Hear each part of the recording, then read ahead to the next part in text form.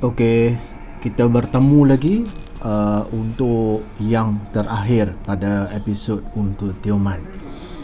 Pada malam tersebut ataupun sebelum saya masuk kepada cerita yang terakhir, izinkan saya dulu untuk membuat kesimpulan daripada awal. Cerita ini bermula semenjak restoran kami iaitu nasi tu basi selama 7 hari 7 malam berturut-turut, dan kami telah menemukan bahawa sikap dan juga sifat kami punya staff membuatkan ia menjadi satu benda ataupun asbab bahawa makhluk-makhluk seperti ini, entiti-entiti seperti ini wujud ataupun hidup kembali. Jadi saya nak kata benda ni sama ada misteri ataupun mitos, terserah kepada anda untuk menilai. Jalan cerita sama ada cerita ini harus dipercayai ataupun tidak, ataupun hanya boleh dijadikan sebagai panduan ataupun pedoman hidup, supaya kita ke hadapan kepada mereka yang masih ada restoran ataupun kedai makan, pasti anda mengalami benda yang sama seperti mana pernah saya ceritakan pada episod 1, 2, 3, 4 dan 5. Jadi di sini saya cuma nak memberitahu bahawa kalau macam contoh pesanan lah orang kata untuk mereka yang merisaukan ataupun dalam keadaan yang membimbangkan tentang kedai tersebut, ataupun ada tanda-tanda seperti terkena buatan ataupun sihir ataupun dark magic, anda haruslah berubat ataupun bacalah Al-Fatihah kalau nak melihat sama ada benda tu ada di rumah ataupun menumpang ataupun tidak. Bolehlah anda mencuba teknik yang pernah saya kongsikan terlebih dahulu.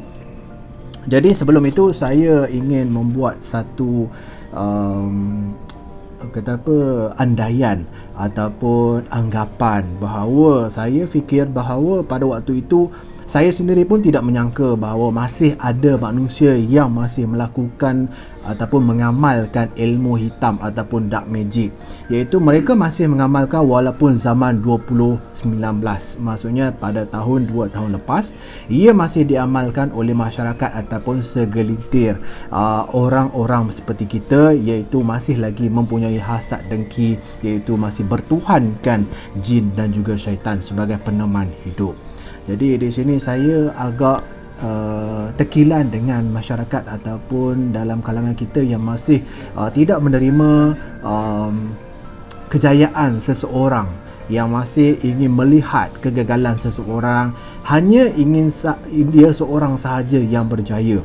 Okey, di sini saya cuba untuk merungkaikan ataupun misteri. Ada banyak lagi misteri yang berlaku di Pulau Tioman, di mana kami diganggu oleh bungkus, iaitu ada tangan berbulu. InsyaAllah saya akan kongsikan, iaitu kelihatan di CCTV kamera, iaitu ada kelibat ataupun seperti cahaya. Banyak lagi, iaitu staf kami diganggu, dihempap, dan juga kisah-kisah patung, bagaimana patung boleh menjadi hidup ataupun kisah patung menghempap tuan empunya. Ada kisah dua berkaitan dengan patung itu telah dibuang oleh tuan empunya, tetapi disebabkan terlalu sayang dan mempunyai nama. Okey, nantikan cerita tersebut di episod yang akan datang. InsyaAllah saya akan kongsikan kisah benar, sama ada terserah pada korang, sama ada korang ingin percaya ataupun tidak. Okey, yang penting jin dan syaitan wujud, dan mereka akan menyerupai seperti mana seseorang ataupun sesuatu yang kita takuti. Jika kita takuti seperti rambut panjang, berbadan busuk dan seumpamanya, maka ia akan muncul seumpamanya supaya kita takut dengan kehadirannya ataupun takut dengan kewujudan dia. Itulah tujuan jin dan syaitan untuk menyesatkan cucu cicit Adam. InsyaAllah. Okay, so saya teruskan cerita, iaitu ke final episode, iaitu final yang bagaimana proses rawatan telah dilakukan, iaitu menggunakan 7 buluh runcing, ataupun maksudnya buluh runcing tu buluh tunggal yang dipotong tajam. Bermaksud itu adalah salah satu syarat untuk memagar kawasan-kawasan tertentu yang dipercayai menjadi tempat tinggal ataupun menjadi tempat tinggal lah, mereka tinggal di situ dan juga menjadikan satu isu lah. Okay, saya teruskan, saya pun dah blur sikit. Okay, jadi proses rawatan bermula pada pukul lebih kurang lepas solat isyak. Jadi ustaz tu pun datang dan proses rawatan bermula, iaitu proses untuk melihat tempat tersebut adakah terkena ataupun terperangkap ataupun tidak.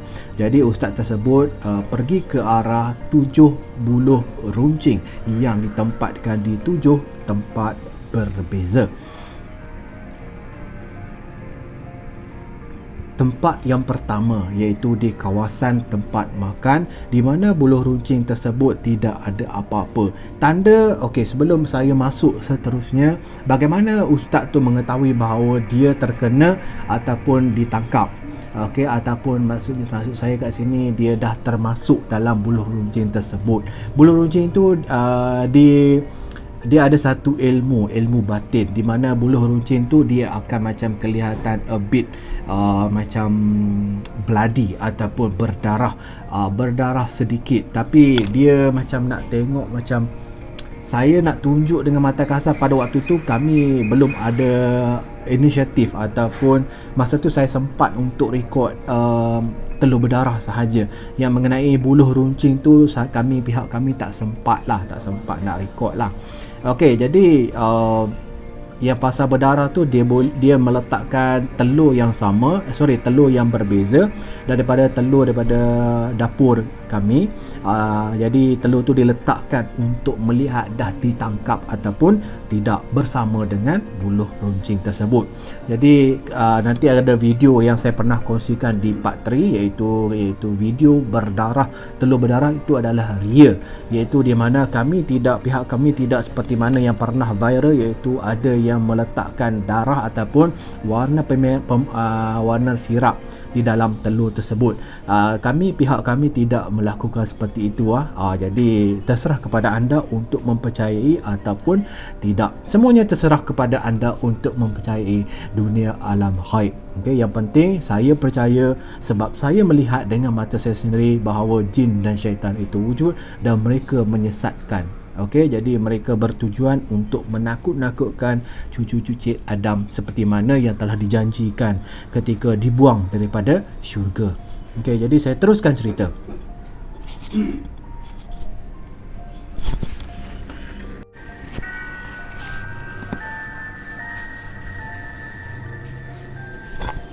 Okey, kisah sambungan.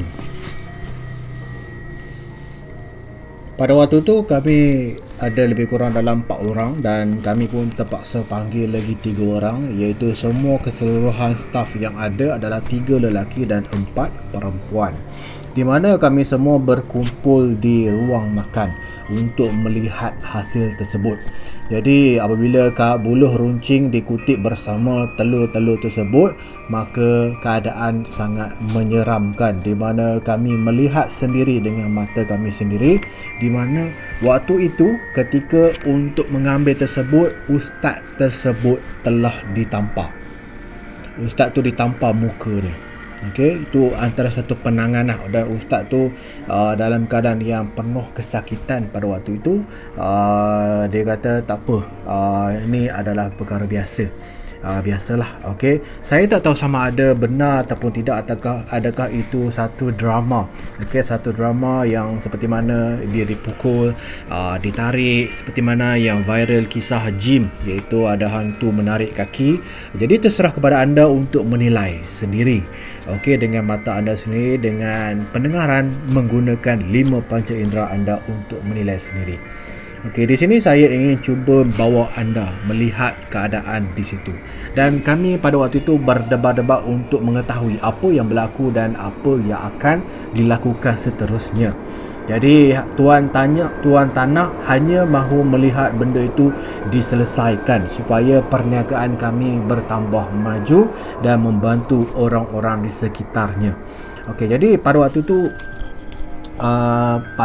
kami hanya duduk dekat situ 7 orang dan hanya ustaz tu sahaja yang menguruskan dengan buluh runcing dan juga telur-telur tersebut lah. Jadi kami tidak mengikuti kerana disebabkan oleh signal iaitu ditampar, jadi dia agak melawan sikit lah.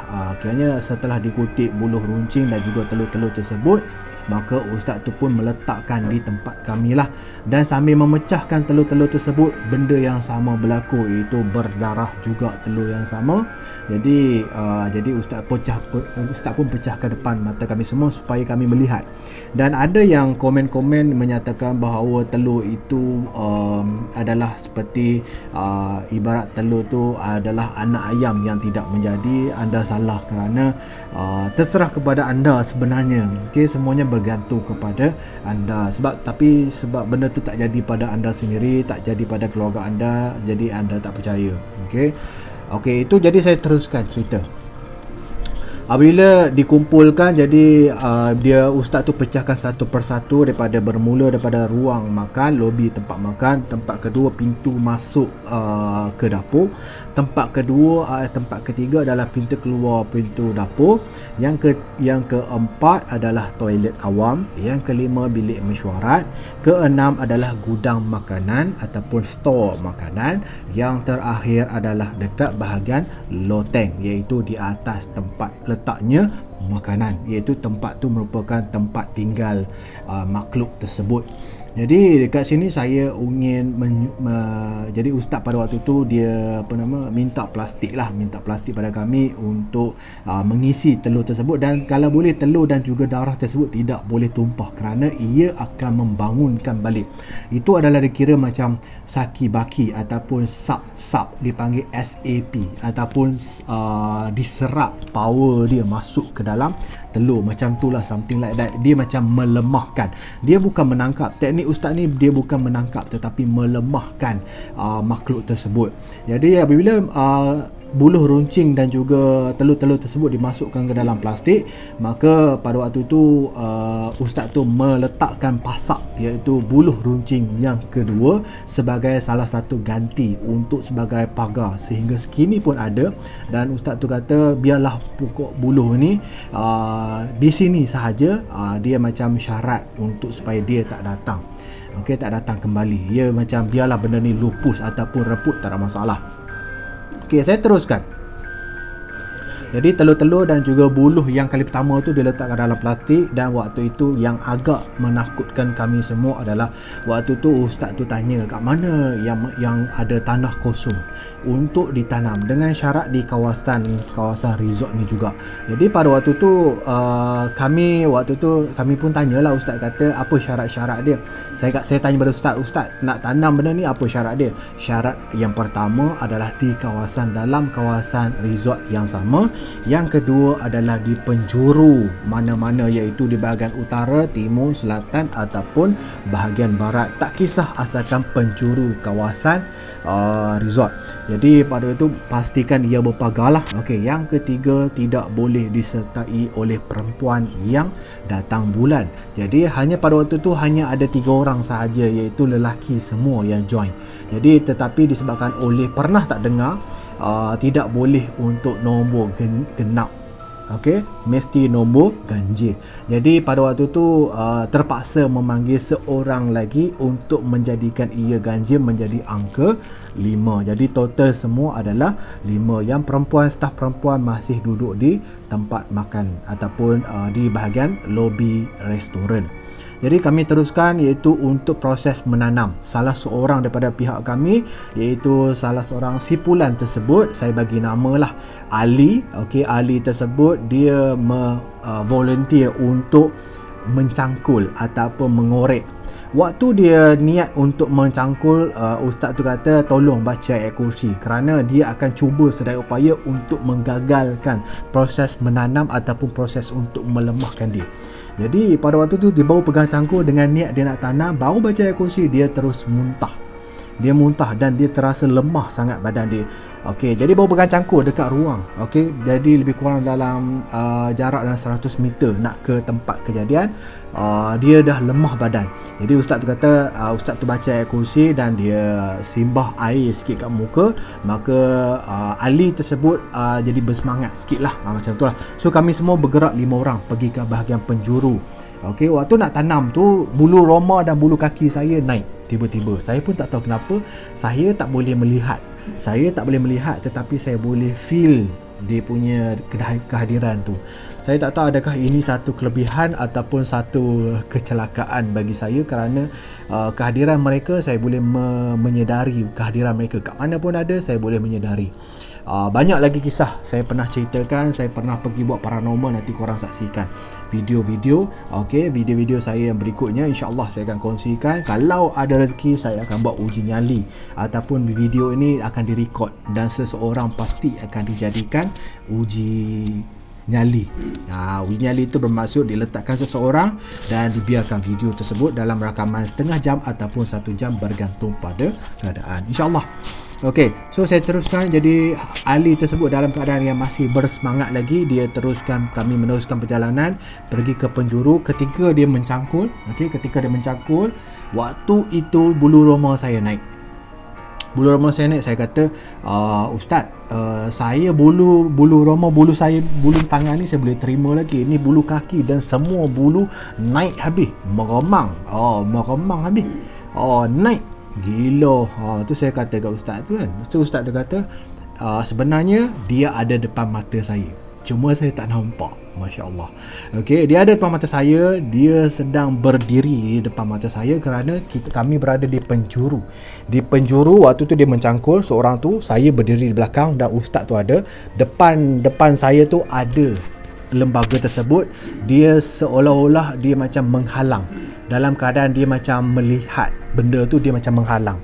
Dia macam berat tau. Yang si Ali ni nak mencangkul berat. Dia macam mana saya nak kata, dia macam menghalang. Dia macam memegang si tangan Ali ni, dia membuatkan dia jadi berat. Faham tak? Saya tak tahu nak cakap macam mana. Tapi macam mana korang tengok dalam video Thailand ke horror-horror Korea, macam menghalang, tarik kaki, tarik tangan, something like that. Korang imagine dia menghalang si Ali tersebut untuk meneruskan. Ustaz tu kata teruskan. Jadi saya kata, depan mata okey, baik. Saya pun diamlah dengan dalam hati baca Al-Fatihah. Saya tak boleh dah berhenti baca Al-Fatihah. Saya baca Al-Fatihah beriman kepada ayat Al-Quran. Okey, teruskan baca Al-Fatihah. Okey, jadi pada waktu tu Ali tersebut telah berjaya mengorek lebih kurang dalam kedalaman dalam 2 kaki. Maka ustaz tu pun meletak dan membacakan surah-surah tertentu dan meletakkan telur-telur yang untuk dites yang ada darah semua tu, dan juga buluh runcing yang kali pertama dia letakkan dalam beserta dengan plastik tu. Okey, letak dalam tanah. Okey, dah letak semua, baca apa semua tu, dia tutup. Dan ustaz tu kata dia masih berdiri dekat situ. Dia melihat. Okey, waktu tu kami pun melangkah pergi, dan ustaz tu antara ustaz yang terakhir yang melangkah. Dan ustaz tu kata kalau korang nak tengok balik boleh datang tengok.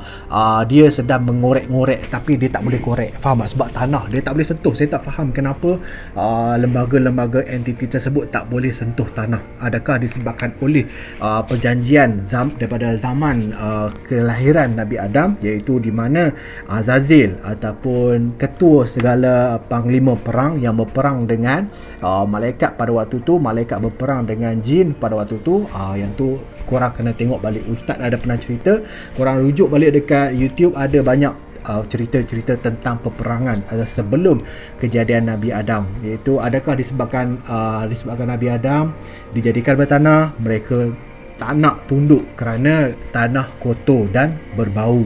Maka api itu dia sentiasa berada di atas, maka dia tak nak tunduk pada tanah disebabkan dia mungkar ataupun tidak mahu mendengar kata-kata Allah, maka dia dikira murtad. Okey, jadi pada waktu tu saya teruskan cerita, adakah disebabkan itu saya tinggalkan dengan persoalan anda cari sendiri. Dan dia dalam keadaan dia dalam atas tanah lah, dia tak sentuh tanah, dia macam menggali. Saya tak nampak, tapi ustaz tersebut membacakan surah tertentu.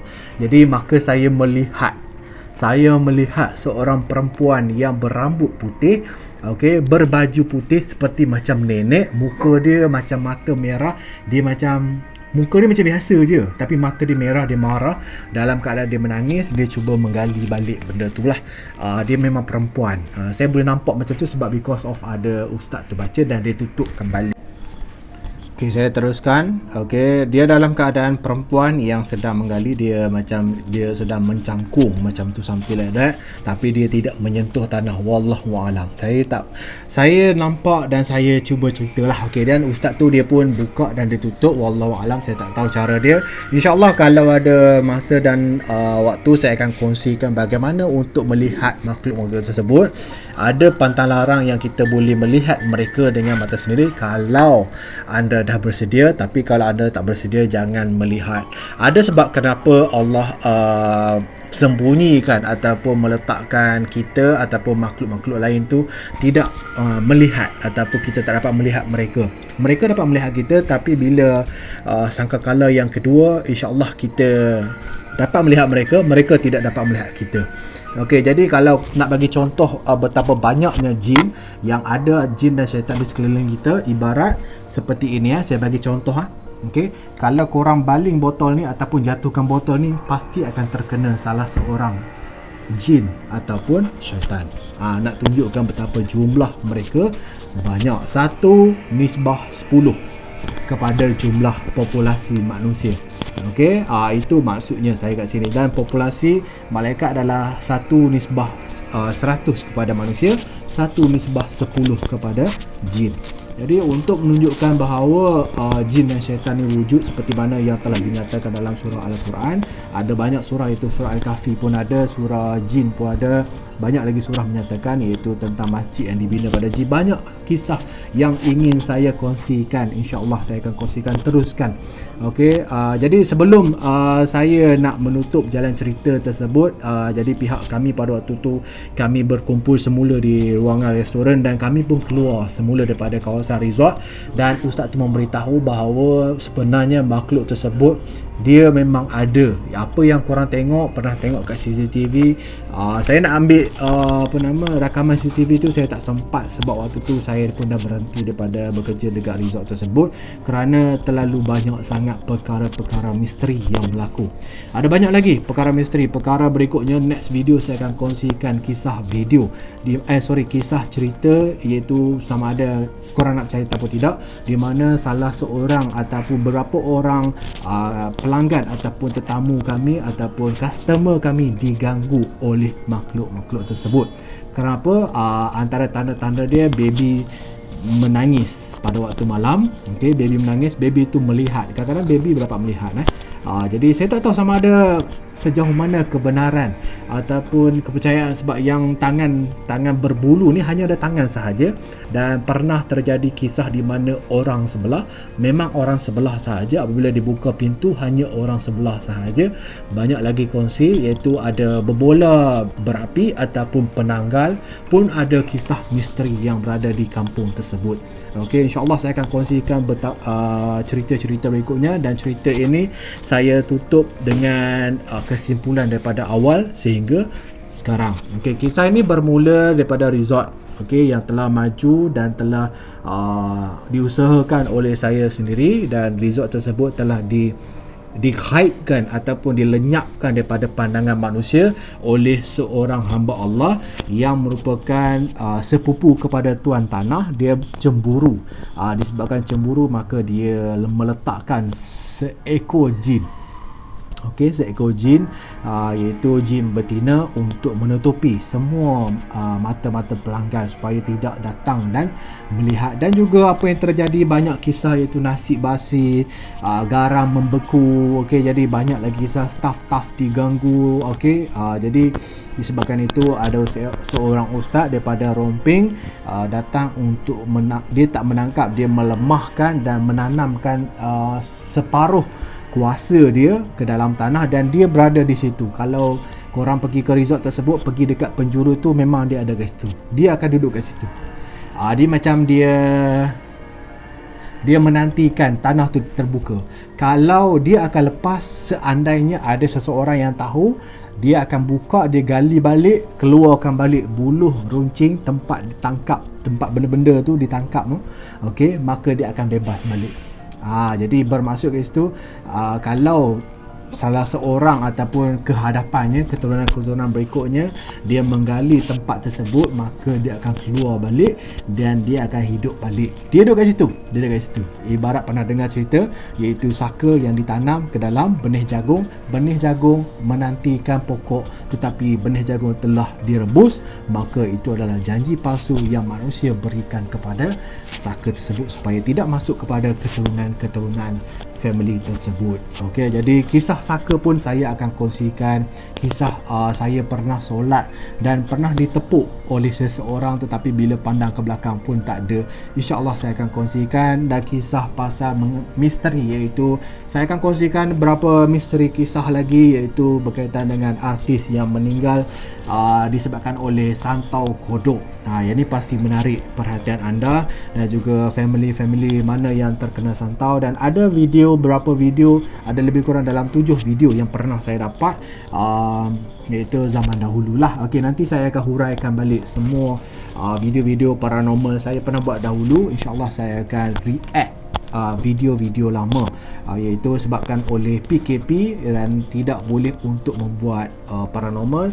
Seandainya dah boleh, saya akan buat. Kalau boleh rentas negeri, insyaAllah saya akan tunjukkan rumah pusaka ataupun keris pusaka, di mana keris tu turun temurun, iaitu keris tu kalau menemui keluarga yang waris tunggal, maka dia akan bergetar. Okey, jadi banyak kisah misteri saya akan kongsikan, insyaAllah. Okey, teruskan like, share dan juga subscribe saya punya channel untuk tanda sokongan anda kepada saya. Okey, seandainya kalau jalan cerita saya ataupun cara bercakap saya membuatkan anda rasa tidak selesa, anda boleh komen kat bawah. InsyaAllah saya akan cuba memperbaiki diri saya dan ke hadapan. Okey, itu saja saya akan kongsikan cerita-cerita lebih menarik dan juga berkaitan dengan kisah-kisah paranormal, iaitu yang sentiasa bergelumang dalam hidup kita, iaitu sebagai seorang manusia sehingga hari kiamat. InsyaAllah kita akan terus kata apa, kita ada apa saya nak cakap ni. Okey, InsyaAllah kita akan terus semangat dan teruskan hidup kita. Okey, itu sahaja. Assalamualaikum warahmatullahi wabarakatuh.